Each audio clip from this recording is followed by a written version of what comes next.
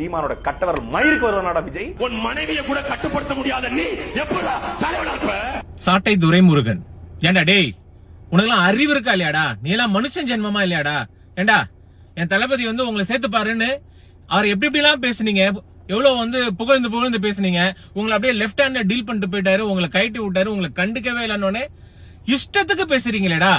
ஏண்டா நீங்களா சோத்துல உப்பு போட்டுதான் தின்றீங்களா இல்லையா? உங்களோட கொள்கையே என்னடா?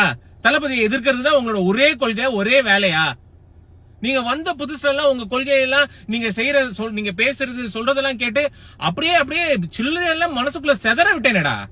கடைசியில உங்களோட ஒரே வேலை தளபதியா தப்பா பேசணும். ஏண்டா அறிவில்லையாடா உங்களுக்குலாம்? சை, இப்படி பேசுறது கேட்கும் போது கட்டுப்பாவது இல்ல, இரிட்டேட் ஆகுது இல்ல? எனக்கே என் மேல கோபம் வருது.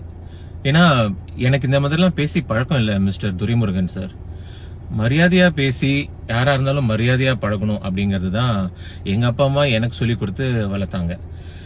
நாம் தமிழர், அதாவது நாம் தமிழர்ன்ற ஒரு கட்சிக்கு பேர் வச்சுக்கிட்டு தமிழரோட மரபான மரியாதை அப்படிங்கறது ஏன் சார் நீங்க ஜீரோவா இருக்கீங்க சார்? நீங்க உங்களோட அரசியல் கருத்துக்களை பதிவு பண்ணுங்க, கேள்வி கேளுங்க, என்ன வேணா பண்ணுங்க, ஆனா அது கொஞ்சம் மரியாதையா பண்ணுங்க சார்.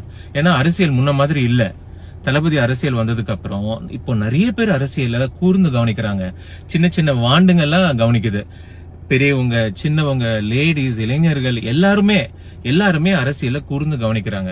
சோ உங்களோட கருத்துக்களை நீங்க பதிவு பண்ணும்போது தயவு செஞ்சு என்னோட கைண்ட் ரெக்வெஸ்ட், கொஞ்சம் மரியாதையா பேசலாமே. அதுல பெருசா செலவாகாத ஒரே விஷயம் என்னன்னா, ஈஸியா மத்தவங்களுக்கு கொடுக்கக்கூடிய ஒரே விஷயம் என்னன்னா மரியாதை தான். அத மனசார கொடுக்கணும் சார். நீங்க இந்த மாதிரி தரைக்குறைவா பேசுறது உங்களோட கேரக்டர் தான் காட்டுது. எல்லாரும் உங்களை என்ன இவர் இப்படி பேசுறாரு, என்ன இவர் இந்த வார்த்தையெல்லாம் யூஸ் பண்றாரு, இந்த மடக்கு